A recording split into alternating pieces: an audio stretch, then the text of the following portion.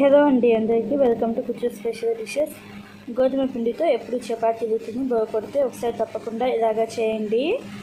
ఉప్మా రవ్వ కానీ, Eno, baking soda, baking powder ఇవేమీ లేకుండా కేవలం గోధుమ పిండితో జస్ట్ ఒక 10 నిమిషాలలో ఈ హెల్తీ బ్రేక్ఫాస్ట్ చేసుకోవచ్చు. ఎలా చేసుకోవాలో చూపిస్తాను. ముందుగా స్టవ్ ఆన్ చేసుకొని కడాయి పెట్టుకొని ఒక 2 టీ స్పూన్ల దాకా ఆయిల్ వేసుకొని తాలింపు దినుసులు ఒక 2 టేబుల్ స్పూన్లు వేసుకోండి. తాలింపు దినుసులు ఎక్కువ వేసుకోండి, టేస్ట్ బాగుంటుంది. దీనిలోనే ఒక పచ్చిమిర్చిని సన్నగా కట్ చేసుకొని వేసుకోండి. అలాగే ఒక మీడియం సైజు ఉల్లిపాయను సన్నగా కట్ చేసుకొని వేసుకొని 1 ఇంచు దాకా అల్లం పైన తొక్క తీసి సన్నగా కట్ చేసుకొని వేసుకోండి. ఉల్లిపాయలు మరీ ఎక్కువ ఉడకాల్సిన అవసరం లేదు. ఉల్లిపాయలు కొంచెం మెత్తపడ్డ తర్వాత 1 రెమ్మ కరివేపాకును సన్నగా కట్ చేసుకొని వేసుకొని ఒక పెద్ద సైజు టమోటాను సన్నగా కట్ చేసుకొని వేసుకోండి. ఈ టమోటాలు ఉల్లిపాయలను జస్ట్ ఒక 30 సెకండ్స్ లేకపోతే 1 నిమిషం పాటు ఫ్రై చేసుకోండి. 1 నిమిషం తర్వాత క్యారెట్ తురుము ఒక 1/2 కప్పు వేసుకోండి. అలాగే సన్నగా కట్ చేసిన కొత్తిమీర వేసుకోండి. కొత్తిమీర కూడా వేసుకొని మంట మీడియం ఫ్లేమ్లో పెట్టేసి 1 నిమిషం పాటు ఫ్రై చేసుకోండి. వెజిటేబుల్స్ ఎక్కువ ఉడకాల్సిన అవసరం లేదు, కొంచెం మెత్తపడితే సరిపోతుంది. 1 నిమిషం తర్వాత మంట ఆఫ్ చేసేసి ఈ కడాయిని పక్కన పెట్టండి. ఇప్పుడు ఒక బౌల్ తీసుకొని ఈ బౌల్లోకి గోధుమ పిండి ఒక 1.5 కప్పు దాకా వేసుకుంటున్నాను. గోధుమ పిండి ఒక 1.5 కప్పు దాకా వేసుకొని మనం ఫ్రై చేసుకున్న ఈ వెజిటేబుల్స్ ఉంటాయి కదా, ఇవి వేసుకుంటున్నాను.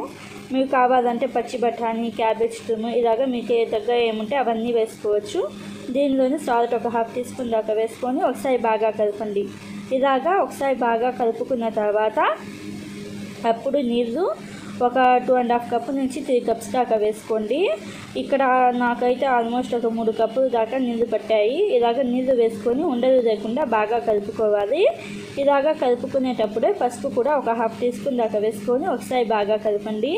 ఇలాగ ఒకసారి బాగా కలుపుకున్న తర్వాత ఈ పిండి కన్సిస్టెన్సీ అనేది ఇలాగా ఉండాలి. మరి జాగ్రత్త కాకుండా ఊతప్పం బ్యాటర్ లాగా ఉండాలి.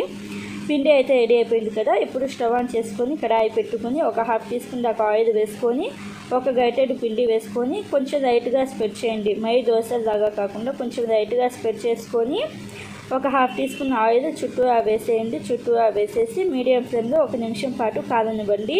1 నిమిషం తర్వాత రెండో వైపుకి మార్చుకొని రెండో వైపు కూడా మంట మీడియం ఫ్లేమ్లో పెట్టేసి 1 నిమిషం పాటు కాల్చుకుంటే మనకి గోధుమ పిండితో దోశలు అయితే రెడీ అయిపోతాయి.